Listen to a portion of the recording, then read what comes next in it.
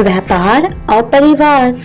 किसी नगर में एक व्यापारी रहता था। उसका नाम रामू था। नगर में उसका काम बहुत कम चलता था। कई बार तो ऐसी स्थिति आ जाती कि दिन भर कोई सौदा नहीं बिकता। घर में उसे और पत्नी को भूखे रहने तक की नौबत आ जाती थी। समय गुजरता गया लेकिन रामू की स्थिति नहीं सुधरी। तब उसे किसी मित्र ने सलाह दी कि अपने नगर की बजाय आसपास के नगरों में जाकर व्यापार करो, शायद मुनाफा ज्यादा होगा। रामू को बात जम गई। वो पत्नी और बच्चों को छोड़कर दूसरे नगर में व्यापार के लिए गया। भाग्य से दोस्त की सलाह काम कर गई और उसे अच्छा खासा मुनाफा हुआ। वो लंबे समय तक दूसरे शहरों में रहकर व्यापार करने लगा। वहाँ उसे बहुत फायदा हुआ। उसने अपने नगर में आकर नया घर बना लिया। पत्नी और बच्चों को लेकर नए घर में रहने लगा। तब पत्नी ने कहा कि अब हमारे पास पर्याप्त धन है, हम अपना जीवन आसानी से गुजार सकते हैं।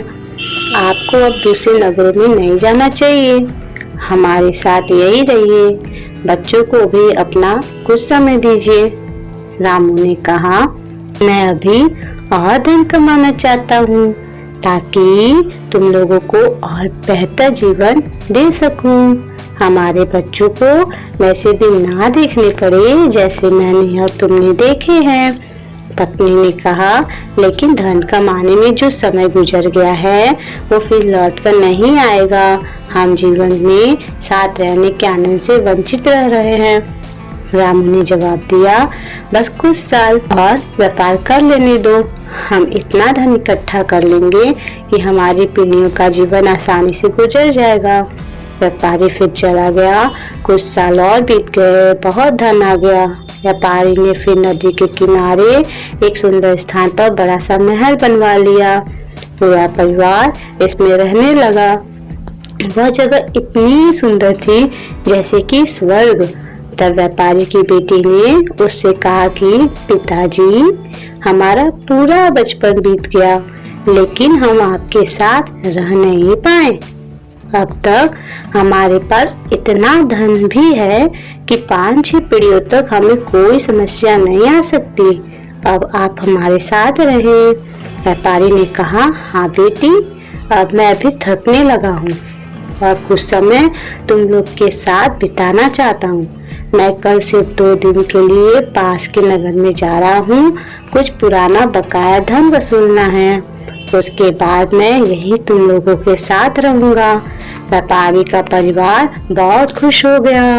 अगले दिन व्यापारी दूसरे नगर चला गया और उसी दिन भयानक बारिश शुरू हो गई और जिस नदी के किनारे व्यापारी ने अपना महल बनाया था उसमें बाढ़ आ गई। महल सहित उसका पूरा परिवार बाढ़ में बह गया। व्यापारी जब लौटा तब तक सब उजड़ चुका था। इस कहानी से हमें सीख मिलती है कि सुख और खुशियाँ सिर्फ धन से नहीं आती। धन कमाना जरूरी है लेकिन वक्त के साथ रिश्तों और आपसी प्रेम के लिए अपनों के साथ वक्त बिताना भी जरूरी है, क्योंकि धन तो किसी भी वक्त मेहनत करके कमाया जा सकता है लेकिन जो वक्त गुजर चुका है उसे लौटा नहीं सकते। आज में रहे, रिश्तों के आनंद का सुख ले और अपनों को अपना वक्त दे।